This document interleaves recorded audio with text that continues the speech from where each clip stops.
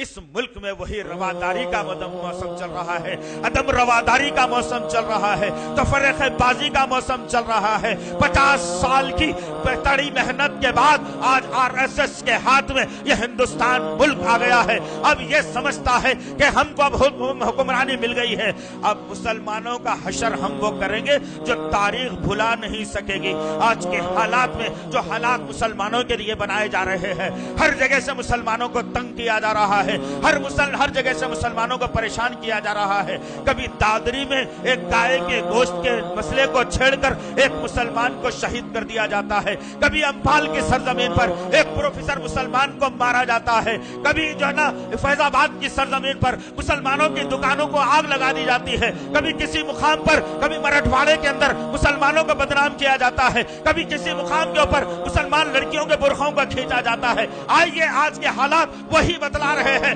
जो आज से 1400 बरस पहले अबू जहल ने गरम कर रखे थे। वही हालात आज ये संघ परिवार का टोला भी बना रहा है। यह मुसलमान जमात जो अपने आप को नबी का उम्मती बताती है, अल्लाह का बंदा बताती है, ये क्या किस मुसलमान के काम आने वाली है, किस जमात के ये काम आने वाली है, किस माशरे के ये काम आने वाली है। अल्लाह वालम बिस्सवाब। अजीजान मोहतरम, एक आदमी हैदराबाद की सरजमीन से जो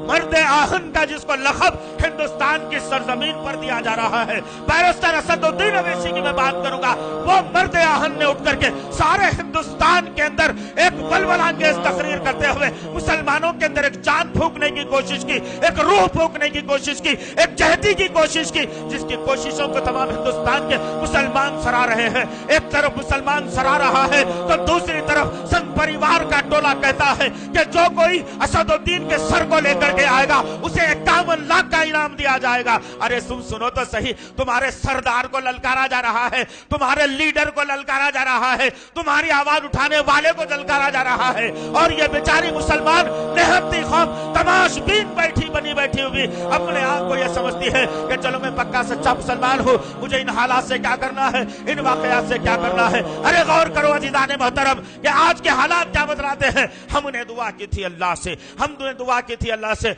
हमने मांगा था अल्लाह से कि अल्लाह बिहार के जो इलेक्शन हो रहे हैं, उन बिहार के इलेक्शन में दुश्मन को ऐसी मुंह की खानी पड़े कि अल्लाह मुसलमानों की दुआ कबूल हो जाए और मुसलमानों का सर हिंदुस्तान में फिर से बुलंद हो जाए, और ये भगवा टोला हमेशा के लिए सरजमीन में हिंद के अंदर दफन हो जाए। और अल्लाह रब्बुल इज्जत ने मुसलमानों की दुआओं को कबूल फरमा लिया। मुसलमानों की दुआओं को कबूल फरमाते हुए अल्लाह रब्बुल इज्जत ने बिहार की सरजमीन पर आरएसएस टोले को ऐसा आया कि अब हिंदुस्तान की कोई सरजमीन पर इंशाअल्लाह इनका कोई मुंह नहीं उठेगा और इनका कोई उठाने के लिए तैयार नहीं रहेगा। बशर्ते कि अजीज़ान मोहतरम, मैं अपनी दुआओं में अपनी उम्मत की फिक्र रखूं, मैं अपनी दुआओं में अपने लीडरों की फिक्र रखूं, मैं अपनी दुआओं में अपने उलमाओं की फिक्र रखूं, मैं अपनी दुआओं में अपने रहनुमाओं की फिक्र रखूं, तब जाकर के कोई बात मने तो मनेगी। दोस्त, आज क्या क्या साजिशें चल रही है, यही मुसलमानों के खिलाफ ना, कैसे कैसे नौकरियों से निकालने के बहाने चल रहे हैं,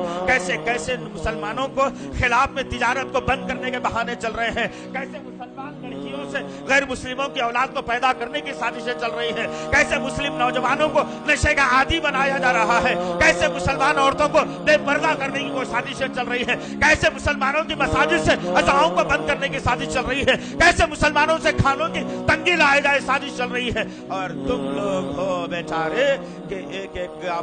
एक नौजवान के 4 लड़कियों से ताल्लुकात बनाकर तुम अय्याशी में जिंदगी गुजारते रहो, रात भर व्हाट्सएप पर चैटिंग करते रहो, फेसबुक तुम देखते रहो, यूट्यूब तुम छानते रहो, लोगों की इज्जतों को बाजार में तार करते रहो, लोग मुखालिफतों का बाजार गर्म करते रहो, अपने भाई की गर्दन मारने पर तुम तुल जाओ, ये तमाम हालात तुम करते रहो। दुश्मन तुम्हारी सफों की, तुम्हारी जड़ों को कट करने में लगा हुआ है।